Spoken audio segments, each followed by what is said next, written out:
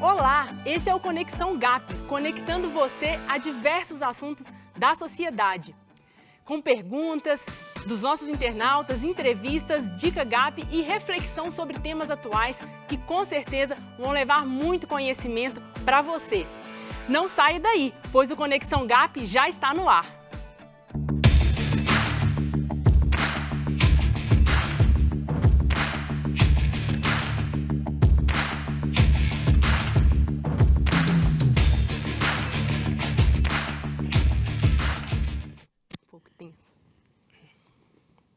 O Conexão GAP tem o objetivo de levar conhecimento sobre todas as esferas da sociedade, principalmente da esfera política, a vocês, nossos telespectadores. Queremos estimular você que nos assiste a se envolver nos problemas da sua cidade e do Brasil, para que se torne um influenciador, uma pessoa ativa e engajada. No nosso programa, sempre temos entrevistas com convidados sobre temas relevantes. E hoje eu recebo a conferencista e pastora Helena Tanuri, que vai conversar com a gente sobre o tema feminismo e cristianismo. Olá, Helena, seja muito bem-vinda ao Conexão GAP. Muito obrigada por estar aqui conosco hoje. Uma honra para mim. Eu espero que a gente leve coisa boa para o pessoal que está em casa. Não, com certeza vamos levar. Helena, e para começar, um assunto tão importante, tão fundamental hoje, nada melhor do que definir o que é feminismo. Então, como que a gente pode explicar para as pessoas o que é feminismo? Bom, o feminismo, na sua essência, o que significa essa palavra, né? O feminismo, ele é um movimento que luta pela igualdade de direitos entre mulheres e homens, né? Direitos políticos, direitos sociais, e na sua essência é assim que nasceu o movimento feminista, buscando dar voz à mulher, que ali pelo final do século XIX, foi quando aconteceu a primeira onda do feminismo, a mulher realmente estava debaixo de um sistema muito opressor, né? E então esse grupo de mulheres se ergue para...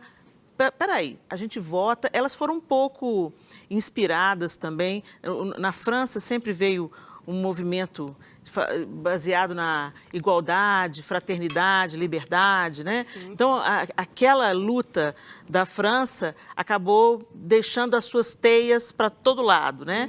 E o que parecia muito bom e verdadeiro, né?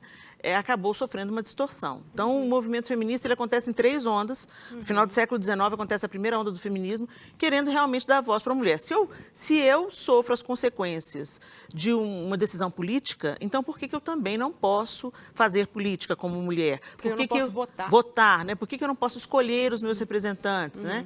Enfim, então ela nasce assim, o movimento feminista nasce propondo que mulheres e homens tenham direitos iguais. Se a gente olhar isso à luz da Bíblia, faz todo sentido, porque na Nova Aliança, na verdade do Evangelho, o próprio Jesus faz isso, ele dá voz à mulher numa sociedade onde a mulher não tinha voz, onde a mulher ficava em casa, e ela não tinha oportunidade nem ao menos de falar em público, né? Tinha uma série de restrições sobre a mulher, era uma sociedade muito opressora. E Jesus não, Jesus lida com a mulher de uma maneira totalmente nova, né? Então, ele dá voz a essa mulher. E o movimento nasce bom, mas depois ele vem sofrendo distorções. Então, pegando aí um gancho, né, Helena, no que você falou dessas 3 ondas, né, do feminismo, e a primeira onda, sem sombra de dúvidas, foi um movimento muito legítimo, sim, né? Sim. Se eu vivesse naquela época, certamente eu seria uma feminista, porque eu defenderia o direito, né, das mulheres votarem. Mas ao longo dos anos, esse movimento feminista ele foi sofrendo algumas modificações ideológicas, e as lutas e as bandeiras começaram a ser um pouco diferentes, né? Diferentes daquela origem da primeira onda. E aí, nesse sentido, Helena, eu queria ouvir de você qual é a avaliação que você faz do feminismo hoje, do feminismo como ele é pregado, como as mulheres se posicionam nesse sentido. Existem pontos positivos, pontos negativos? Qual que é a sua visão sobre isso? A distorção foi tão elevada que hoje as coisas estão meio misturadas, né? dentro do movimento feminista, nasceu um outro movimento, uma outra vertente, chamada femismo, né? Então, o femismo é o correspondente ao machismo dentro do movimento feminista. Então, essencialmente, o feminismo, ele busca igualdade de direitos, igualdade de voz, igualdade de oportunidades. E lá o apóstolo Paulo fala em Gálatas que em Cristo agora não há mais escravo ou livre, grego ou hebreu, mulher ou homem, ou seja, o Senhor nos iguala. Né? Jesus, na nova aliança, então, há uma outra formatação, né? Ninguém é melhor do que ninguém. Vocês são servos uns dos outros. Né? Não tem mais essa diferença entre nacionalidades diferentes, entre cor de pele diferente, entre empregados e patrões, entre homens e mulheres. Jesus deixa isso muito claro. Mas o que acontece? O feminismo, ele veio pregando que mulheres são melhores do que os homens. Mulheres não precisam dos homens para absolutamente nada. Então, o feminismo é um braço, né, uma vertente que nasce dentro do feminismo, que corresponde ao machismo, que é aquela linha de homens que acreditam que homens são superiores a mulheres, né, que a gente chama de machismo. Então, o feminismo, ele ficou muito misturado. Antes, essas linhas, na minha perspectiva, eram bem definidas. Um movimento feminista extremista, chamado femismo, que prega que a mulher é superior ao homem, que ela não precisa do homem para absolutamente nada. É uma outra forma de feminicídio, quando você mata o feminino. Exatamente. Né? Porque aí, o que acontece? Eu não preciso do homem para nada, elas se masculinizam. Então, todas as mulheres desse movimento extremo, elas tomam características masculinas, né? Elas negam o feminino. Talvez até de forma inconsciente, Helena, elas partem de uma premissa de que o papel do homem é um papel superior. Sim. E por isso, eu quero fazer o que ele faz. Exatamente. E o que a mulher faz, eu não vou fazer porque é inferior. E aí, por isso, começam a diminuir o papel da mulher dentro de casa, o papel da mulher como mãe, como se fossem atividades menores. E a gente sabe que não é isso. Se você, essa sua explanação foi magnífica. É exatamente isso. Se o movimento feminista luta pelo direito de escolha da mulher, se eu quero seguir uma carreira, eu posso. Se eu quero ser uma piloto de avião, eu posso. E se eu quero ser dona de casa, eu não posso? Exatamente. Entendeu? Então, que liberdade é essa? Você só vai escolher o que vai concorrer com os homens? Sério? Entendeu? Então, você explanou isso de uma maneira magnífica. E hoje a gente vê esse extremo tomando um vulto cada vez maior. As meninas estão negando o feminino, ridicularizando mulheres que querem optar por cuidar da família, dos filhos, e também dando voz a outros movimentos de minorias, né? E nutrindo distorções, equívocos sociais, né? Então, elas tomam para si todo tipo de causa. Por exemplo, as feministas, elas lideram o direito ao aborto, né? E isso vai contra tudo que a gente acredita como cristãos, né? Exatamente. Então, a distorção é violenta e esse feminismo, ele tomou vulto, um maior vulto, mesmo quando não se percebe. Só para dar um exemplo, para a gente fechar essa questão, você falou assim, até sem perceber, né, Helena? Nega o feminino e elas querem ser o homem. Exatamente. Recentemente a gente viu aí nos cinemas a Capitã Marvel, né? A Capitã Marvel é a mulher, o vingador mais forte é a Capitã Marvel, né, e tal. E aí ela começa como uma mulher, ela começa a entrada dela no filme dela, ela é uma mulher e tal, ela tem um poder que é dela, né? Ok. Só que quando ela volta no último filme, que ela aparece novamente, ela já aparece com outras características. Ela já não é tão feminina mais. Ela corta o cabelo bem curtinho, né? Não que tenha nada a ver, mas a gente começa a ver. E aí, eu começando a ler, eles estavam levando em consideração tornar a Capitã Marvel, propor para a Capitã Marvel um caso homoafetivo dentro da trama da Marvel. Eu falei assim, por quê? Por que quando aparece uma mulher poderosa, uma mulher que sabe quem é, uma mulher que sabe que na fraqueza também está sua força, porque é isso que a Capitã Marvel fala, né? Vocês são humanos, quando tem aquela cena e fala, vocês são humanos, vocês são fracos, então, não, por isso mesmo que nós somos fortes, na nossa fraqueza nós somos fortes. Eu achei aquela cena sensacional, aí tem uma mulher poderosa, uma mulher que resolve, uma mulher que chega para cooperar, aí se transforma ela num homem. Exatamente. Ela vai ter um caso com uma outra mulher. É até paradoxal isso, né? É paradoxal. É bem paradoxal. Então, mas é sutil. É uma proposta maligna vindo sob uma pele de cordeiro. Por isso que é importante entender bem as raízes, né, Helena? A Constituição Federal, ela fala no artigo 5º que homens e mulheres são iguais perante a lei. Sim. E essa igualdade é muito legítima de se buscar. Mas as pessoas têm que entender que essa igualdade não anula a diferença de papel, né? A diferença de função, as nossas singularidades. As nossas né? singularidades. Nós somos femininas e isso é excelente, né? Isso é excelente, isso enriquece o mundo, isso não empobrece o mundo, isso enriquece. Isso. E a gente tem que lutar nesse sentido. Exatamente. E aí, indo para uma próxima pergunta, Helena, a gente sabe que a mulher ela precisa de um olhar especial, né? Infelizmente, os números mostram no Brasil que nós temos muita violência contra a mulher, muitos abusos, e apesar de uma legislação, né, que tem avançado, como a Lei Maria da Penha, por exemplo, nós precisamos caminhar mais, né? E o Evangelho, ele fala que nós devemos ser sal e luz. Então, nós não devemos, quando deparamos com situações como essa, de injustiça, de desigualdade, nós não devemos só assistir, nós devemos nos envolver. Interferir, né? Então, o que você tem a dizer para as mulheres que às vezes têm dúvida de quais pautas são legítimas de defender dentro do feminismo, quais pautas não são legítimas? Ou seja, o que eu posso defender, o que é injusto e o que foge do padrão bíblico?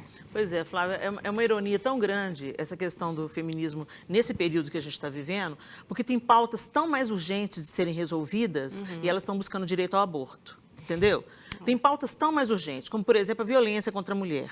Por que não faz uma grande manifestação para que as leis sejam realmente cumpridas em relação àqueles homens que abusam, matam, estupram mulheres? Por que não há normas mais rigorosas para o crime contra a mulher, justamente por ela ser mais frágil, às vezes fisicamente? Uma pessoa que é subjugada, né, por um ser mais forte para forçar essa mulher a ter relações sexuais, né? Por que não coloca no programa das escolas, por exemplo, um sistema de autodefesa? Por que as mulheres, desde cedo... Ok, então nós somos inferiores na força, né? E isso é fato, gente. Isso é biológico, Isso Helena. É biológico, tá? Podiam ser duas pessoas que não acreditassem em Deus que estivessem tendo essa conversa. Exatamente. Não tem como mudar isso. É biológico. É biológico. Mas então, o que a mulher pode fazer para diminuir essa diferença, diminuir essa desigualdade? Então, vamos incentivar as meninas a fazer uma luta, entendeu? A saber se defender, né, e tal. Então, tem pautas muito mais urgentes. Por que a gente não tem mais cadeiras ocupadas por mulheres na nossa política? Por que é uma minoria que toma decisões e que legisla e que faz leis? Por quê? Sendo que na sociedade nós somos mais expressivas em número. Né? Eu uma vez me deparei com um dado, Helena, que eu fiquei um pouco estarrecida. 30% das adolescentes que se tornam mães abandonam as escolas.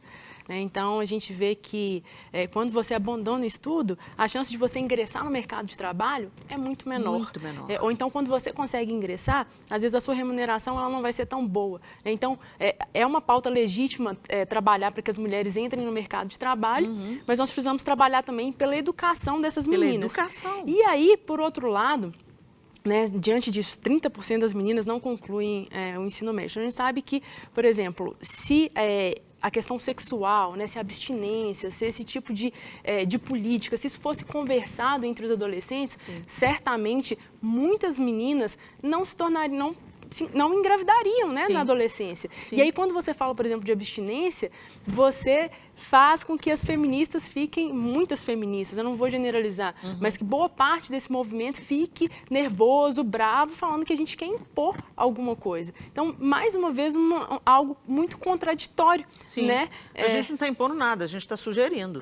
As pessoas são livres para fazer escolhas e também vão lidar com as circunstâncias e as consequências das suas escolhas. Então, se há uma possibilidade, através da abstinência, ou de iniciar a vida sexual tardiamente, vamos esperar um pouco mais, né? As meninas estão iniciando a vida sexual com 12 anos de idade. Isso é um absurdo. Se eu não posso votar, eu não posso... não posso responder por um crime. Mas eu posso transar, entendeu? E eu posso me tornar mãe. E tenho que assumir as consequências disso. E tenho que sair da escola, porque agora eu tenho uma outra responsabilidade. Então, proteger as meninas, isso também passa por políticas públicas que protegem a infância e a adolescência. A infância e a adolescência não foram criadas e pensadas pelo Criador para que a mulher se tornasse mãe sem estrutura nenhuma para isso. Nem o corpo está preparado para isso. Nem o corpo. A gente viu aí recentemente aquele caso absurdo do estupro da menina de 10 anos.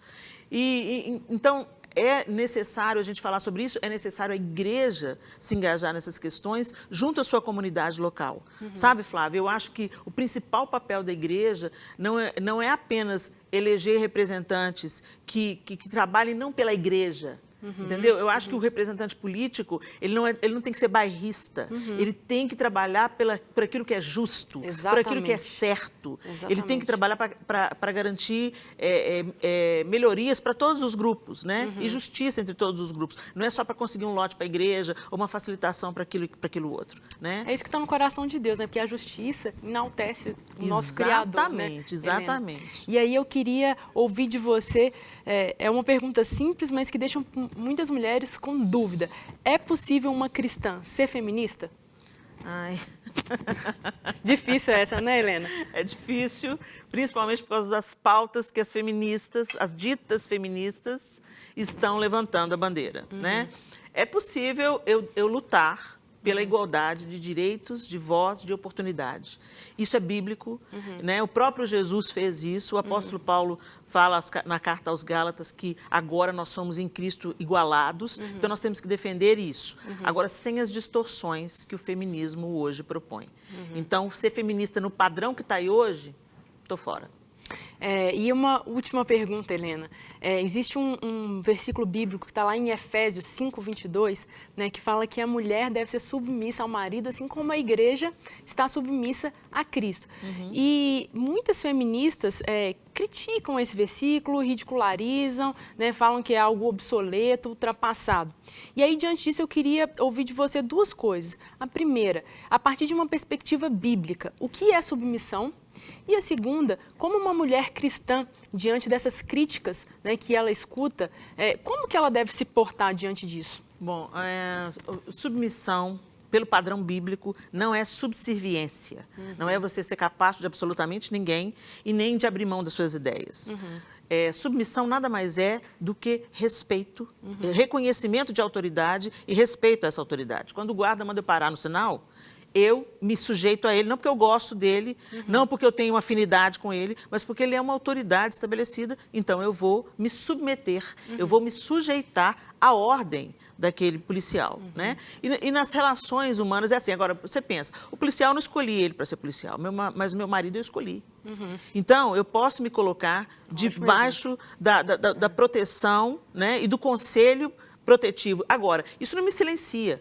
Quando o João, meu marido, toma uma decisão errada, então eu falo para ele, meu bem, eu não concordo com isso, não. Olha aqui, deixa eu te dar outra perspectiva. É isso, isso, isso, isso. E muitas vezes ele fala, verdade, você está certa.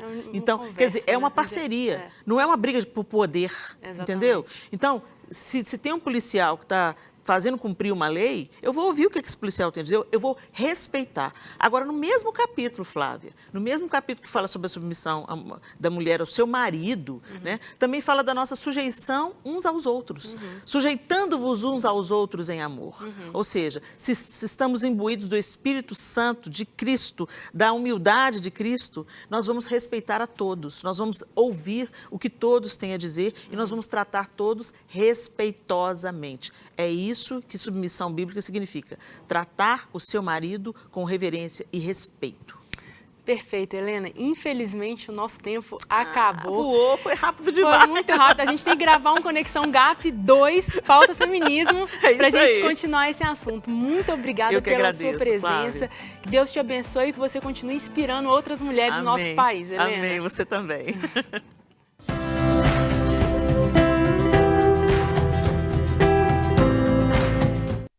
Olá, Dayana, seja muito bem-vinda ao Conexão GAP. E qual é a pergunta que nós temos para hoje? Olá, Flávia. Olá, galera do Conexão GAP. É um prazer estar aqui mais uma vez com vocês. E a nossa pergunta de hoje vem daqui mesmo de Minas Gerais, da cidade de Santa Luzia. E quem pergunta é a Andréia Mendonça. E ela pergunta, o que significa empoderamento feminino, termo tão usado nos dias atuais? Olá, Andréia. Excelente pergunta. Primeiramente, vamos definir o que é empoderamento. Bem, segundo o dicionário Aurélio, empoderamento é a ação de se tornar poderoso, passar a possuir poder e autoridade e domínio. Um exemplo é um processo de empoderamento das classes desfavorecidas. O dicionário ele vai além, ele oferece uma extensão deste conceito, caracterizando-o como uma gíria, passar a ter domínio sobre a sua própria vida, ser capaz de tomar decisões sobre o que lhe diz respeito. Um exemplo, empoderamento das mulheres. Como você bem disse, esse termo está em alta e está sendo muito usado nos últimos tempos. Ele está ligado a uma consciência coletiva por parte das mulheres e é constituído de ações tomadas por mulheres que não se deixam ser inferiorizadas pelo seu gênero e tomam atitudes que vão contra o machismo imposto pela sociedade. Mas, sem medo de errar, eu venho a dizer a todas as mulheres que o verdadeiro empoderamento feminino é ser uma mulher cheia do Espírito Santo de Deus, conforme descrito na passagem bíblica de Atos 1:8. Mas recebereis poder ao descer sobre vós o Espírito Santo e ser-me-eis testemunhas tanto em Jerusalém como em toda a Judéia e Samaria e até os confins da terra. Na realidade, o poder do Espírito Santo é o verdadeiro poder.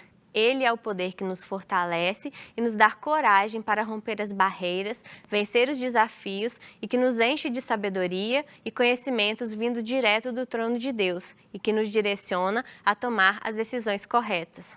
Eu oro para que todas nós sejamos mulheres empoderadas, mas do empoderamento dado pelo Espírito Santo de Deus.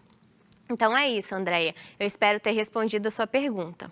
Bom, você também quer participar do GAP Responde? É muito fácil. É só seguir o nosso perfil no Instagram, @gap.unec, e enviar um direct para a gente com a sua pergunta, cidade e hashtag GAP Responde. Até mais! Dayana, obrigada por participar do nosso quadro GAP Responde. Agora vamos ao nosso Dica GAP. E quem vai dar essa dica para a gente hoje é a integrante do GAP, Fernanda Eringer. É com você, Fernanda.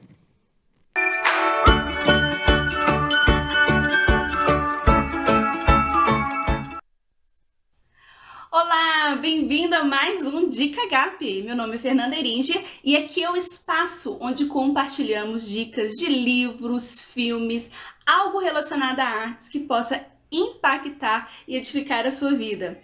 E hoje falaremos de um livro muito interessante. E calma, não é só para mulheres, mas o livro se chama Mulher, A Mão que Balança o Berço, Rege o Mundo, de Darren Miller. E quando a gente pensa nesse livro, algo muito interessante que o autor traz é uma cosmovisão cristã do papel da mulher na sociedade. Traz dados, informações de como muitas vezes sociedades ou culturas que oprimem a mulher são sociedades empobrecidas também. Você sabia que tinha essa relação? Traz informações sobre como o papel da mulher é um plano superior de Deus. A própria representação da noiva de Cristo é um simbolismo de que tanto homem quanto mulher são feitos à imagem e semelhança do Senhor e têm propósitos distintos aqui na Terra. Nada de superior ou inferior. Trata de assuntos como misoginia, tudo à luz da Bíblia.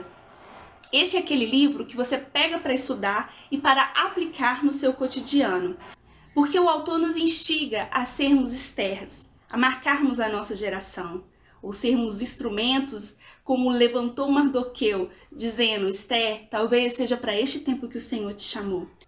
E aí na sua cidade, no seu meio cultural e social, você sabe que você pode ser a mulher pela qual o Senhor desenhou, com os projetos que Ele desenhou para a sua vida. E nesse livro Ele vai trazer sobre várias ações maravilhosas que estão no coração de Deus para nós mulheres. Então, fica aí essa dica para a sua leitura nesses próximos dias. Um grande abraço e até a próxima Dica GAP. Tchau!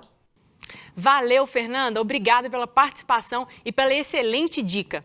E agora vamos à reflexão bíblica. A palavra de Deus nos mostra a história de mulheres que marcaram seus dias. Nos evangelhos, Jesus ensina a respeito da valorização da mulher numa época em que a figura feminina era ignorada. Na essência da mulher de Deus, encontramos o fruto do Espírito descrito em Gálatas 5. Marcas como o amor são indispensáveis numa mulher de Deus cuja essência não produz ódio, amargura nem contenda. Vejamos em 1 Samuel 25 a história de Abigail, uma mulher que era casada com um homem rude, cruel, chamado Nabal. Imagina se Abigail tivesse tratado Nabal com ódio e amargura. Deus não teria mudado a sua história. Pelo contrário, possivelmente ela teria morrido junto com ele. Quando Nabal insultou Davi e seus homens, o coração de Davi se inflamou e ele não hesitou em vingar-se. Todavia, quando Abigail soube pelos seus servos que viriam contra a sua casa, ela se posicionou em defesa, usou de sabedoria e foi apaziguadora. Diante dessa situação, ela tomou uma atitude e do bom tesouro do seu coração tirou coisas boas e que se manifestaram por suas palavras. Que sejamos como Abigail, mulheres sábias, prudentes, cheias do temor de Deus. Não nos deixemos levar por filosofias, ideologias que se colocam acima da palavra de Deus. Você, mulher, que já sofreu abuso, não deixe que o medo e que a falta de perdão tome conta do seu coração. Que você seja inundada pelo amor de Deus. Então é isso, pessoal. Hoje vamos ficando por aqui, mas esperamos você no próximo Conexão GAP. Que Deus abençoe a sua vida. Tchau!